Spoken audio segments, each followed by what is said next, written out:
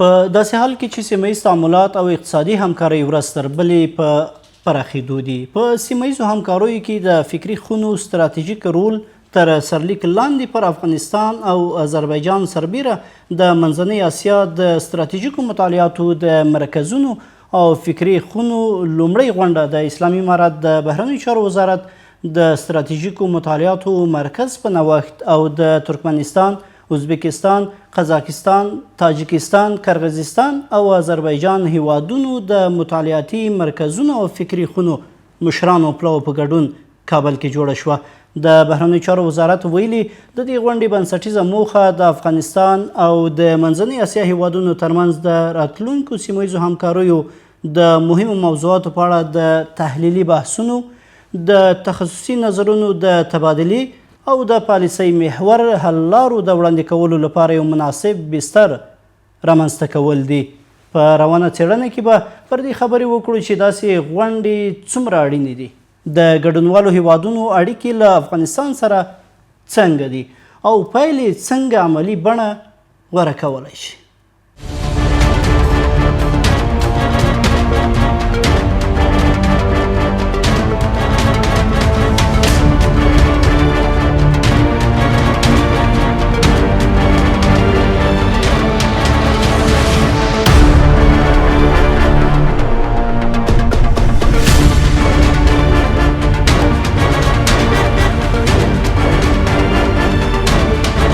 د مهربان خدای په نامه د امید راډیو درنو اورېدونکو او زموږ د ټولنیزو پاڼو کتونکو سلامونه، وخت مو په خیر. د خپرونې کوربه زه یار محمد پاتیال یم او د بحث ګډونوال دي راسره د سیاسي چارو شنونکی ښاغلی محب الله شریف او د سیاسي چارو شنونکی ښاغلی هیواد زازای. بحث ته په خیر راغلی. شریف صاحب، که بحث له تاسو پیل کړم، په سیمه ییزو همکاریو کې د فکري خونو د ستراتیژیک رول تر سرلیک لاندې غونډې په اړه څه نظر لرئ؟ بسم الله الرحمن الرحیم. د هر څه نه مخکې تاسو ته، زازي صاحب ته، درنو تخنیکي همکارانو ته، د افغانستان غیرتي او میړني ولس ته نیکې هیلې او سلامونه وړاندې کوم. له لوی خدای نه مې هیله ده چې زړونه مو د ده په ډاډ باندې ډاډمن وي او د ده په نور باندې روښانه وي. کله چې د انسانانو ترمنځ د فکر مسئله رامنځته کیږي، د یو د بل د موضوعاتو، اهدافو، موخو په افهام او تفهیم باندې مسئله رامنځته کیږي، سم د لاسه د اړتیا رامنځته کیږي چې انسانان باید له یو بل سره کینی، بحث وکړي، یوه موضوع باندې له مختلفو لوریو نه د لید په خوا کې پایلې ته ورسیږي او بالاخره د داسې موضوعاتو په ارتباط چې د دې موضوع یو اړخ ستا سره دی، یو اړخ زما سره دی، یو اړخ د بل هیواد سره دی. موږ تاسو په بشري کهول کې ټول انسانان یو، له یو بل سره ناسته ولاړه لرو. نو د دې لپاره د دغسې خونو وجود ډیر مهم دی چې په نورو هیوادونو کې دا ډیر مهم ځای لري. حتی د هیواد د پالیسۍ، د هیواد د سیاست، د هیواد د قوانینو، د هیواد د مقرراتو په ارتباط باندې دوی نظریات ورکوي او هغه نظریاتو باندې ښه پراخه او بې سانسوره بحث کیږي. هر څوک د خپلې موضوع نه په علمي او عملي دلایلو باندې دفاع کوي. د هغې نه وروسته هغه نچوړ چې کله د موضوع په پای کې راوځي، د ټولو لوریو د اتفاق ټکي د ملت لپاره د راتلونکي، د ملت لپاره د پالیسۍ، د ملت لپاره د فکر د مبدأ په اساس کاریږي. دا ډیره مهمه مسله ده. اما متاسفانه په افغانستان کې چې موږ تاسو ګورو د رژیمونو بدلیدلو دغسې یو پوخوالي ته دغه ولس پرې نه شو. لکن دا ډیره مهمه ده چې اوس د سیمې د هیوادونو سره لومړی موږ تاسو په دغه یون کې ملګري شو، د دوی سره په فکر باندې چې کله بحث کیږي د دوی سره کېناستی شو، خپل هغه څه چې په خپل کهول او په خپل کچکول او په خپل هیواد کې لرو هغه د دوی ته وړاندې کړو، د دوی واخلو، خپل د ضعف ټکي وګورو، خپل د قوت ټکي وګورو او بالاخره هغه څه چې د دغې هیوادونو د ولسونو لپاره یا دلته د شته انسانانو، د میشتو انسانانو لپاره د سمسمکي راتلو، د ښه ژوند کولو، د استقرار، د امنیت، د اقتصاد، د سیاست او د د ژوند په هره برخه کې چې د یو د بل دپاره ممید او مثمر او مفید واقع کېدلی شو دغه یوازې په ځان پورې منحصره نه کړو. د همدې اساس دی چې هغه انسان چې په خپله ډېر ښه سړی وي دا تر هغه چا ډېر ښه سړی نه دی چې هغه خپل ځان دپاره هم ښه سړی وي او د نورو دپاره هم ښه سړی وي. دا اساسي مسئله دا ده چې د انساني فکر انحصار رامنځته نه شي، ابتکار ته خوشی شي. داسې غونډې د بیا د کابل په کوربتوب باندې او د سیمې هیوادونو ورسره راټولېدل آیا رسمیت پیژندنې له اړخه څومره اغېزمنې تمامېدلی شي؟ تر هغه وخته پورې چې دغسې غونډې رامنځته نه شي، دغه هیوادونو خلک رانه شي، په کور کې ستا پالیسي ونه ګوري، ستا هیواد ونه ګوري، ستا خلک ونه ګوري، هغوی خپل حکومت ته دا مشوره په ټول عمر نه ورکوي چې باید له دې هیواد سره تعامل شروع شي، د دې هیواد سره تفاهم شروع شي، د دې هیواد سره خبرې شروع شي. په خپله دغه هره مرحله چې تاسې غواړئ یا بالاخره یې پخې مرحلې یا پایلې ته ورسوئ نو باید په خبرو شروع شي، په فکر شروع شي، په بحث شروع شي او په داسې څه باندې شروع شي چې ته ماته خپل د زړه حال ووایې، زه تا ته ووایم د تا ناخوالو ته زه د حل لاره درته پیدا کولو کې کوشش وکړم، زما په ناخوالو کې ته راسره مرسته وکړي. په دغه شکل باندې بوږ تاسې کولی شو بیا بالاخره پایلې ته ورسېږو. په ټول عمر باندې چې یوه مسئله ظاهره شوی نه وي، ویل شوی نه وي، بحث نه وي پې شوی، دلایل پې وړاندې شوي نه وي او یو بل چاته تا بلنه نه وي ورکړې او دا یو افتخار دی الحمدلله چې نن په کابل کې دا غونډه جوړیږي. یعنې په عوض د دې چې موږ نورو هیوادونو ته ورغلي وای دوی ګوري زموږ هیواد ته راغلل. په واضح ډول دا د بشریت هغه لیوالتیا ښیي چې غواړي ستا سره کیني، ستا سره خبرې وکړي چې دا کومه پالیسي چې ته مخکې بیایې ولې یې بیایې، په دې کې ګټه څه شی ده او د ده دپاره زیان یا ضرر پکې شته که نه، په دې باندې بحث. ډېره مننه کور مو ودان څه. زازي صاحب لکه څنګه چې شریف صاحب خپلو خبرو کې اشاره هم ورته درلودله، په دې غونډه کې لکه څنګه مې چې وړاندې یادونه وکړه د یادو هیوادونو ګډون څه پیغام لري؟ مننه. بسم الله الرحمن الرحیم. سلامونه تاسو ته، شریف صاحب ته، تاسو قدرمنو لیدونکو ته. ګوره د ستراتیژیکو مطالعاتو د انسټیټیوټونو یا د فکري خونو رول په نړیوال سیاست یا په بین الدول سیاست کې ډیر مهم رول لري. په هغه ټراک پالیسي یا غیر رسمي پالیسي ډیپلوماسۍ کې رغنده رول لوبولی شي، ځکه چې کله چې ته د کوم هیواد سره رسمي اړیکې نه لرې دا ډول ډیپلوماسي کولی شي هم نرمښت رامنځته کړي، هم هغه چالشونه راکم کړي او هم وکولی شي په غیر مستقیم شکل باندې په دولتونو باندې ډیر مثمر او اغیزمن رول ولوبوي او دوی کولی شي د دولتونو په پالیسیو کې هم په غیر مستقیم شکل باندې په اصطلاح باندې تغییرات رامنځته کړي، د هغوی موقفونه کې مثبت رول ولوبوي. په عین شکل سره دغه تعاملات چې د دوو هیوادونو ترمنځ رامنځته کېږي یا د څو هیوادونو یا د سازمانونو ترمنځ رامنځته کېږي دا په دې باندې منتج کېږي چې بالاخره د یو بل هغه پالیسي درک کړو، په یو بل باندې پالیسۍ باندې پوه شو، د یو بل پالیسي تحلیل کړو، د یو بل پالیسي او وړاندیزونه واورو، د یو بل سره خبرې وکړو او دغه خبرې اترې بالاخره دې پایلې ته رسیږي چې یو بل سره نږدې شي، یو بل سره تعامل وکړي. د منځنۍ اسیا هیوادونه په اوسنیو شرایطو کې د افغانستان سره د نږدې کېدو ډېره ښه لیوالتیا لري. یعنې په غیر رسمي شکل تر اوسه پورې چې رسمي دوی اعلان نه ده کړی چې افغانستان په رسمیت وپېژني، ولې ډېرې ښې اړیکې لري. دا چې په دې اوسنیو شرایطو کې آذربایجان هم راځي په دغه ټراک ډیپلوماسۍ کې د افغانستان سره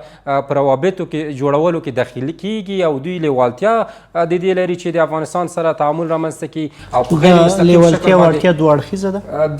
له شک پرته چې منځنۍ اسیا یا مرکزي اسیا د دې لیوالتیا لري چې د افغانستان د اوسني امنیتي بستر څخه د خپلو اقتصادي لویو پروژو د تطبیق لپاره ګټه واخلي او د اوسني امنیتي بستر څخه د خپلو سرحدونو د خوندیتابه دپاره، د خپلې سوداګرۍ دپاره، د خپلې سرمایه ګذارۍ دپاره او په عین شکل سره هغه سیمه ییزه پدیده چې په منطقه کې موجوده وه چې هغه د مخدره موادو تهدید و، د مخدره موادو قاچاق و، د قاچاقبرانو تګ راتګ و د پولو ترمنځ، دغه د افغانستان د ادرسه مهار شوی ده او په اوسنۍ شرایط کې منځنۍ اسیا دې ته لیوالتیا لري چې بالاخره د دې بستر څخه د خپلو اقتصادي مرفوعاتو د رفع کولو او هغه انحصار چې دوی د وچې سره محدود هیوادونه دي بالاخره ماتیږي او هغه دویم انحصار چې د چین او د روسیې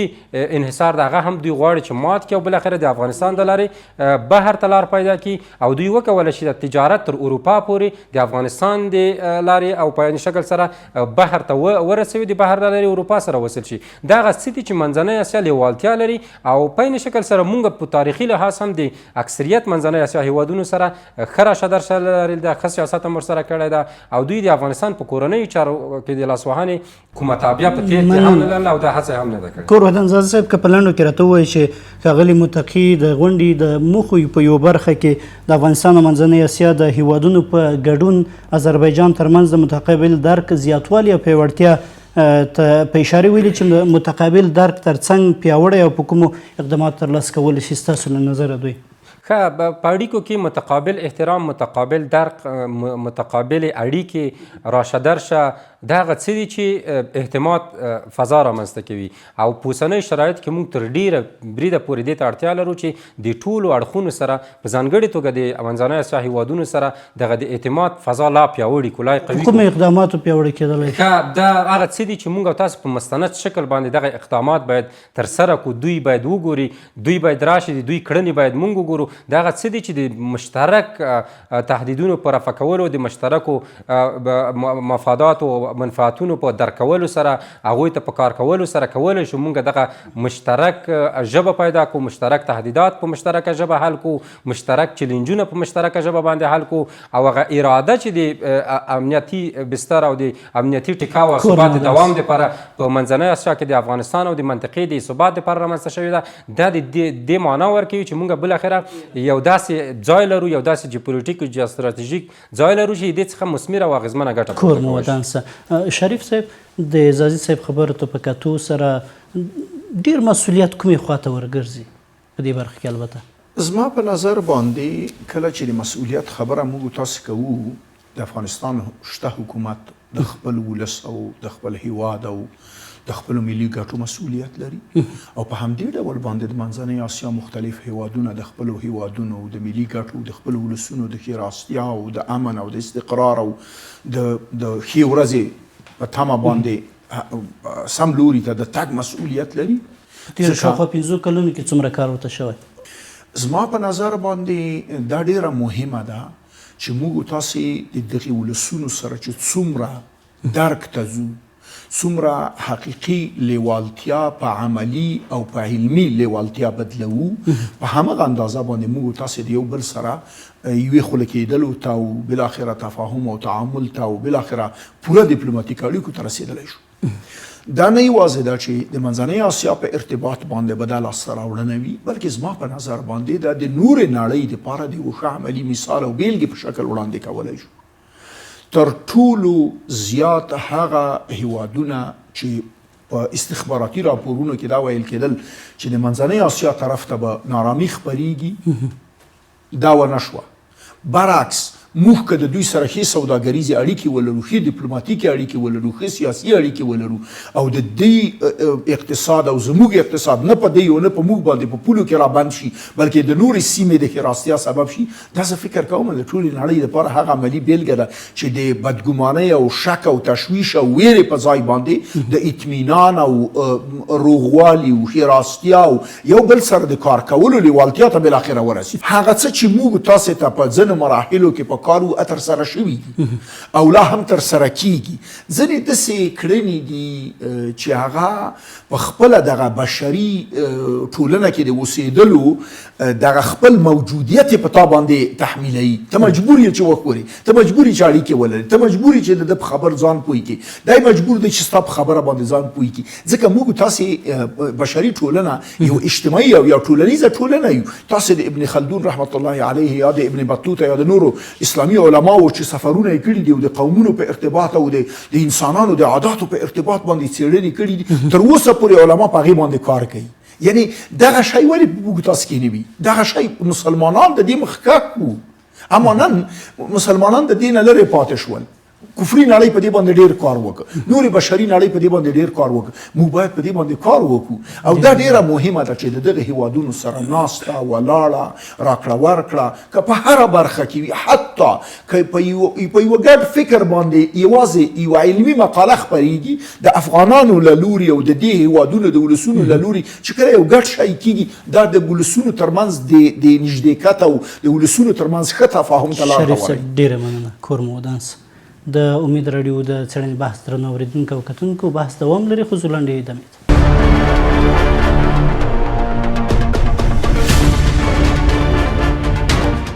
د امید راډیو د څېړنې بحث درنو اورېدونکو او کتونکو بیا هم ښه راغلاست. په بحث کې راسره د سیاسي چارو شنونکی ښاغلی محب الله شریف او دغه راز د سیاسي چارو شنونکی ښاغلی هیواد زازی صاحب مېلمانه دي. زازی صاحب د سیمه ییز اتصال، اقتصادي پراختیا، ترانزیت، سوداګرۍ، پانګونې په برخو کې د نویو همکاریو میکانیزمونو پیژندنه او څېړنه د ښاغلي متقي د خبرو بله برخه وه. په دې برخه کې سیمه ییز همکارۍ غوره ده که نه نړیوال اړخونه هم پکې مهم دي؟ ښه، زموږ دپاره سیمه هم لومړیتوب لري او نړیوالې اړیکې نړیوالو سره ښه روابط رامنځته کول، ښې ډیپلوماټیکې هڅې، ښه راشه درشه، دا هم زموږ دپاره مهم دي ځکه چې یوازې په سیمه باندې هم اکتفا نشو کولی. خو دا چې موږ د منځنۍ اسیا سره اوږده پوله لرو، د دوی سره شریکې ګټې لرو، هغه دیني ارزښتونه مو ورسره شریک دي، کلتوري راشه درشه ورسره لرو، د ځینو هیوادونو سره ما حتی ژبني هغه مشترکات موجود دي او د دوی دغه انرژۍ څخه استفاده کولی شو، د دوی د منابعو څخه استفاده کولی شو او دوی موږ ته تر موږ ډېره اړتیا لري چې موږ د ترانزیت او د جغرافیې څخه هدف دا استفاده د زازی وکړو. صاحب چې په سیمه ییزو همکاریو کې نړیوال اړخونه څومره مهم دي؟ ښه، نړیوال اړخونه هم مهم دي او نړیوال فشارونه هم ځینې وخت کې د دې باعث کړي چې د سیمه ییز اتصالات، سیمه ییزې اړیکې او سیمه ییزې راشه درشې، سبوتاژ کړي، ټکنۍ کړي او دغه نړیوال قدرتونه دي، ځواکمن هیوادونه دي چې په دې باندې تاثیر غورځوي. خو دا چې موږ د روسیې سره نسبتا ښې اړیکې لرو، رسمیت باندې پیژندلي یو، د چین سره ښه راشه درشه لرو، د منځنۍ اسیا هیوادونو باندې هم دا یو مثبت تاثیر کولی شي چې موږ سره په لا اعتماد سازۍ باندې میدان ته راشي، خبرې اترې وکړي، ډیالوګ وکړي، بالاخره تجارت ته راشي، سرمایه ګذاري دلته راجلب کړو او په بېلابېلو برخو کې د دوی تشویق موږ د دوی له ځان سره ولرو. دغه څه دي چې مثبت تاثیر پرې کولی شي. اروپایي هیوادونه هم اغېزه کولی شي؟ د اروپایي هیوادونو رول هم په مرکزي اسیا موجود ده، په عین زمان کې مستقیم رول د امریکا هم په دې باندې موجود ده چې د دوی سره ښې اړیکې لري او دغه رول منځنۍ اسیا هیوادونو زیاترو هیوادونو ډېر ښه لوبولی ده چې د هم روسیې سره ښه سیاست کړی ده، هم د چین سره کړی او هم د امریکا سره ښه سیاست کړی ده. موږ بعضې شیان باید د دوی د دغو سیاستونو څخه هم زده کړو او په دې باندې قانع شو چې په بعضې مواردو کې باید یو څه داسې مشروع څه د لاسه ورکړو چې زموږ د ملي منافعو او ملي ګټو په تاوان نه وي، یو څه داسې څه لاسته راوړو چې هغه مو په ګټه وي، هغه د وخت اړتیا وي، ضرورت وي. په دې اساس باندې تعاملات باید په پراخه کچه باندې د ټولې نړۍ سره زموږ لومړیتوب وي، هڅه مو وي زموږ د بهرنۍ دستګاه او د بهرنیو چارو وزارت مسؤلیت همدغه جوړېږي چې اوس دغه ناستې چې ترسره شوي دي دا بیخي موافقه ناستې دي، دا باید ادامه پیدا کړي تر څو په یو مطلوبه نتیجه باندې منتج شي. بله هڅه مو باید دا وي چې د نورو ګاونډیو هیوادونو سره هم غیر مستقیمه ډیپلوماسي فعاله وساتو تر څو په مستقیمه ډیپلوماسۍ باندې واوړي او ترڅنګ یې اروپایي هیوادونو سره چې په د اواخر کې اروپایي ټولنې هم هڅه کړې ده چې په یو مستقل سیاسي کرکټر کې د افغانستان سره تعاملات رامنځته کړي، په ځانګړې توګه د کډوالو په برخه کې یا ځینې نورو بشري برخو کې د دوی سره هم ورته ناستې تنظیم کړو، ورته خبرې ورسره وکړو. مثلا د هند سره په بېلابېلو برخو کې دغه هیوادونه دي چې په اقتصادي برخه کې هم زموږ سره کومک کولی شي، په نړیواله توګه باندې زموږ د مشروعیت په برخه کې هم زموږ سره کومک او مرسته کولی شي او په عین شکل سره په هغه سیمه ییز اتصال کې هم کومک کولی شي او هم د سیمه ییز اتصال د سبوتاژ مخنیوی هم په دې راشه درشو منډو ترړو سیاسي ډیالوګ او خبرو اترو له لارې کولی شو مخې ونیسو. په دې اساس باندې نه یوازې ده چې سیمه زموږ دپاره مطلوب ده په بهرني هغه اقتصاد محوره سیاست کې چې موږ اعلان کړی ده او متوازن سیاست کې چې موږ یې لرو، بلکې د متوازن سیاست تعریف هم دغه ده چې په همزمانه شکل سره د ټولو هیوادونو ټولو ځواکونو سره د اړیکو پراختیا ته موږ ورودانګو، اړیکو پراختیا موږ د دوی سره ولرو. مننه. زازی صاحب تاسو وړاندې مشروعیت ته اشاره درلودله، ښاغلي متقي هیله څرګنده کړې چې د کابل غونډه وکولی شي دولتي پریکړه کوونکو ته عملي او رغنده طرحې او وړاندیزونه وړاندې کړی شي. دا چاره څومره عملي ښکاري؟ ښه د بهرنیو چارو د وزیر په صفت باندې د افغانستان د بهرنیو چارو د وزارت وزیر ښاغلي متقي صاحب چې کومه خبره کړې ده د هغه مسؤلیت وجدای کړی وای چې باید زمونږ پیغام چې کوم پیغام دغه باید تاسو تر دولتو ورسوئ او په غیر مستقیمه توګه دغه سازمانونه کولی شي چې په دې کې رول ولوبوي او خپلو دولتونو ته یې ورسوي. خو په عموم کې د رسمیت پیژندنې موضوع تر ډیره بریده پورې د کوچنیو هیوادونو دپاره زما په نظر باندې په دې سخته ده چې لوی هیوادونه په دغو هیوادونو باندې ډیر قوي نفوذ او رسوخ لري. خو بیا هم مونږ په ډیفیکټو حالت کې هم د دوی سره ډېرې ښې اړیکې لرو. دغه اړیکې باید نورې هم پیاوړې شي، نورې هم قوي شي، تر څو خپلې اړتیاوې په اقتصادي او سیاسي لحاظ باندې دوی څخه ترلاسه کړی شي. مننه. شریف صاحب، د یاد فورم او د سیمې د هیوادونو پر علمي او فرهنګي ظرفیتونو د اتکا له لارې د سیمهیزو فرصتونو، ننګونو او ګډو راتلونکي په اړه د سیمهیز روایت د وړاندې کولو لپاره زمینه برابرول هم مطرح شوي دي. په دې غونډه کې ننګونې څومره جدي دي او څه فرصتونه شته دي په دې برخه کې؟ زما په نظر باندې په دې برخه کې ډیر زیات فرصتونه شته دي، لکن هیڅکله د خطرناکو او ورانکاره ننګونو نه هم سترګې نشو پټولی. ننګونې څنګه پر فرصتونو بدلولی سو؟ زه همدې ته اوس راځم چې موږ تاسې هیڅکله باید ننګونو ته د داسې یوه دایمي معنی په سترګه ونه ګورو چې دا لا یتغیر ولا ينفق، نه تغییر خوري او نه د ډیزاین لري کیږي، نه دا هم تغییر خوري او هم ډیزاین لري کیږي. انسانان کولای شي ډیر هغه څه چې په لومړي سر کې ناممکن ښکاریږي هغه په خپل زحمت او په تکلیف او په بار هڅو باندې بالاخره ممکن کی. دا یوه ناممکنه مسئله نه ده چې د افغانستان ولس دی د منځنۍ اسیا له ولسونو سره، د نړۍ له ولسونو سره اوږه په اوږه د انسانانو د ټول عمومي کهول د یوه برخې په شکل باندې د عزت او د خپلواکۍ او د سرلوړۍ ژوند ولري. دا ناممکنه نه ده، اما کار غواړي. به هر څه مشکل سره مخ یا کومې ننګونې شته دي، درې مهمې ننګونې دي. یوه د مختلفو نړیوالو سیاستونو رقابت دی په دې سیمه کې چې دا ډیره مشکله ده چې افغان حکومت او یا د سیمې حکومتونه د ده په داسې شکل رهبري کړی شي چې د نړیوالې پالیسۍ نه د سیمې سیاست ټول په خپله ګټه تمام کړي. دا ډیر جنجال دی، ځکه ځینې داسې هیوادونه شته تر افغانستانه پورې چې موږ د نړۍ د ځینو زبرځواکونو سره د تقابل په ځای باندې بهتره دا ده چې موږ د خپله پالیسي په داسې شکل پلی کو، عملی کو او یا یې وروزو یا یې طرحه کو چې موږ د ټکر په ځای باندې د هغوی د ګټو په خوا کې خپلو ګټو ته پرېږدي. ځکه موږ تاسې د ټکر بهترینه تجربه لرو او منځنۍ اسیا د عدم ټکر بهترینه تجربه لري. نو که دغه دواړه د عدم ټکر نه راوباسو، د ټکر نه یې راوباسو، داسې یو پالیسي باندې کار وکړو چې دغه ولسونه د نیکمرغۍ ژوند ولري، د هوساینې ساه واخیستلی شي او استقرار لوري ته ولاړ شو. راشئ چې خبرې پرې وشي. دا ډېره مهمه مسله ده. شریف صاحب، دې برخه کې تر اوسه پورې کوم لوري ډېر صادقانه اقدام کړی ده؟ زه فکر کوم بیا هم دې ته راځم چې هر لوری د خپلو ګټو دپاره په دې باندې کار کوي. ځکه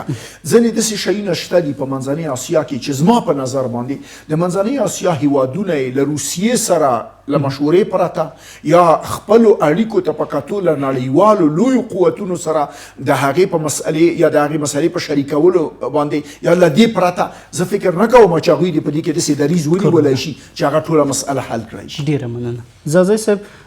امنیتي اندېښنو او سیمهیزو شخړو ته هم په دې غونډه کې اشاره وشوله او له مطالعاتي او څېړنیزو مرکزونو غوښتنه شوې چې د سیمهیزې ډیپلوماسۍ د هڅونکو په توګه د شخړو د مدیریت او د سیمهیزو همغږۍ د پیاوړتیا لپاره عملي او علمي لارې چارې ورته وړاندې شي. دغه غوښتنه څنګه ارزوئ تاسو؟ ګوره، ځینې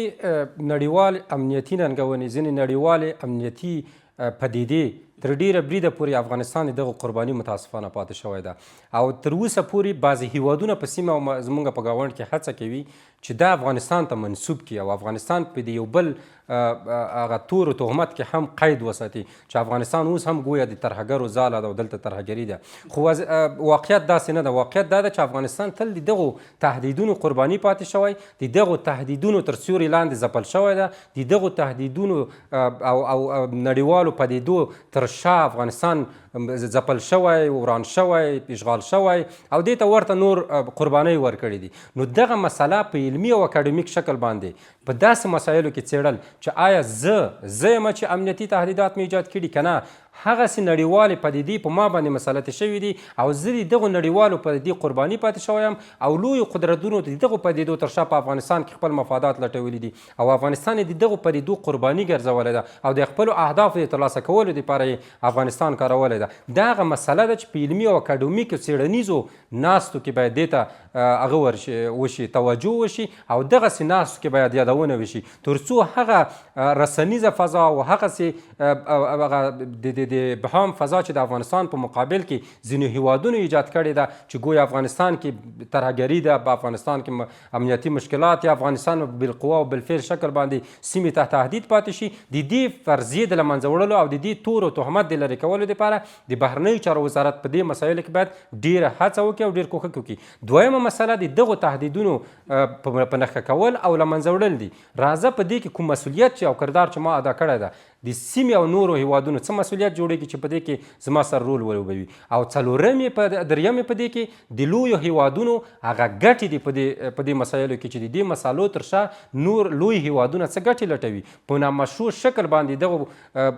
خبرو او د دغو اتهاماتو ترمنځ کوم فشارونه واردوي. ځاځي صاحب خو خبره دا ده چې دا څېړنیز مطالعاتي مرکزونه څومره د دې توانۍ لري او په دې برخه کې څومره اغیزه وکولی شي؟ هم په رسنیز شکل باندې چې دوی کولی شي دا پیغام له ځان سره هغو ملتونو ته ورسوي چې د افغانستان په رابطه باندې دوی ته په رسنیو کې بل څه ویل کېږي او هم د یو رسنیز مسؤل